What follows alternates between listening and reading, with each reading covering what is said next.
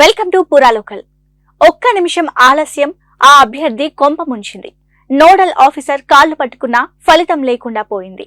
పెద్దపల్లి నుంచి దళిత బహుజన పార్టీ అభ్యర్థిగా పోటీ చేయాలనుకున్న మాతంగి హనుమయ్య ఇవాళ నామినేషన్ వేసేందుకు పెద్దపల్లి రిటర్నింగ్ ఆఫీస్ కు వెళ్లారు.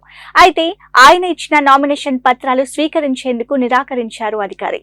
కారణం అప్పటికే సమయం ముగిసిపోవడం. నిబంధనల ప్రకారం 3 గంటల వరకే నామినేషన్ స్వీకరణకు గడువు. అయితే అధికారి చేతిలో పత్రాలు పెట్టినప్పటికీ సమయం 3 దాటింది. అది కూడా ఒక్క నిమిషమే. అయినా సరే అధికారి నామినేషన్ పత్రాలు తీసుకోవడానికి నిరాకరించారు. ఆయన కాళ్లు పట్టుకుని బతిమలాడినా అధికారి వినలేదు. తాము నిబంధనల ప్రకారం నడుచుకోవాల్సిందేనని స్పష్టం చేశారు.